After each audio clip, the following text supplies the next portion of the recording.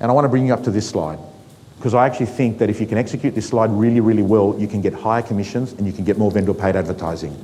It is a rock star of a slide if executed really, really well. So to do that, what I just need is to role play this with somebody. This is a scenario that Matt LaHood's come to, is a vendor, that I'm an agent, I've gone to his property 2-3 times, and that Matt's made up his mind that he's gonna list with me, and really now it's about the detail. And particularly in the detail is the vendor paid advertising, because another real estate agent actually came in and offered a marketing program at $3,000, and it sounded really convincing and really seducing. But Matt actually really prefers to list with me.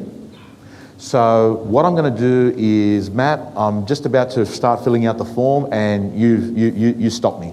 So Tom, I love you as an agent, but mate, you're $5,000 more expensive than this other agent. What's all this about? Okay, Matty, for you to actually raise that, are you basically sort of saying that you're happy to go with us and you want to go with us, but it's just about this $5,000 marketing? I do like you, Tom, better, but I don't know if it's $5,000 better. Okay, so what you're basically saying to me is, if we can work that out, we're going full steam ahead. I'd say that. I'd be comfortable with that, yeah. Okay. Matty, let me explain to you how it works in real estate. It's no difference in accounting and in the legal profession and in plumbing. You got good guys and you got bad guys, right? And at the end of the day, Matty, would you agree, well, let me ask you, when you sell your property, this whole gig about selling your property, what's the number one thing that's the most important thing? Oh, maximum price. Maximum price. Yeah. Would I be fair to say that what you really want is to get the most you can out of this whole process? Yeah, absolutely. Okay. Well, let me show you how it works. Hypothetically speaking, let's assume that you list with agent A.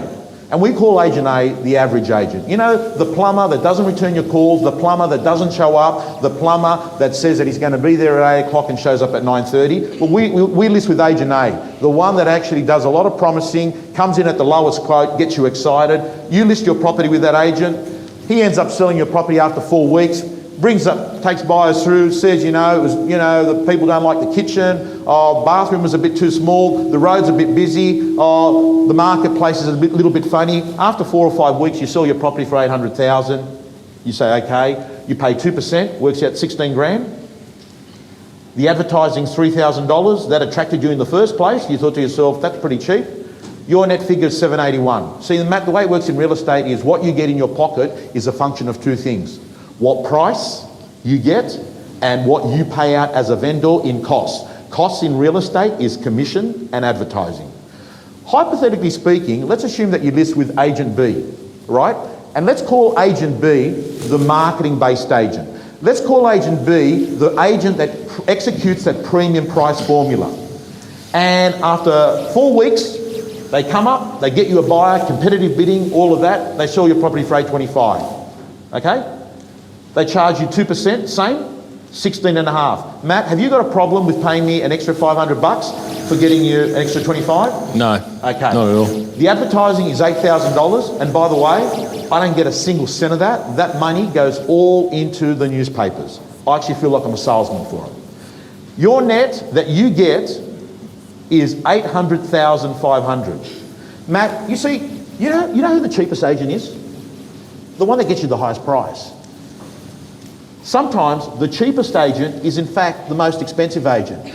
And Matt, let me tell you, I can't guarantee you that's going to happen, but can I ask you a single question? How important is it the agent that you hire is a good negotiator? It's probably the most important thing, Tommy. How am I doing as a negotiator? Much better than the previous person just dropped something in my post and left, you know. You know why I like this conversation? Because not that you're going to win everyone over, but the fact that you've been able to show that vendor that you've got negotiation ability.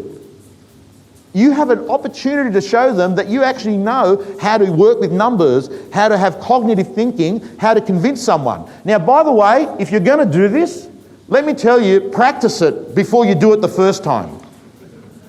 Because there was a real estate agent, I think he was a guy in Adelaide, he did this, and he said to me, Tom, it works wonders, but make sure when you tell people at training seminars, when they do it, to practice it at least a couple of times.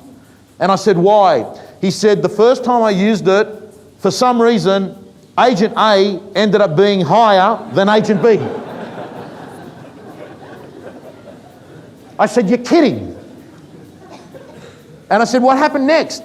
He said, I just looked at him and I said, so as you can see, Mr. and Mrs. Vendor, if I can't be your first agent, you might want to pick me as your second agent. And off he went.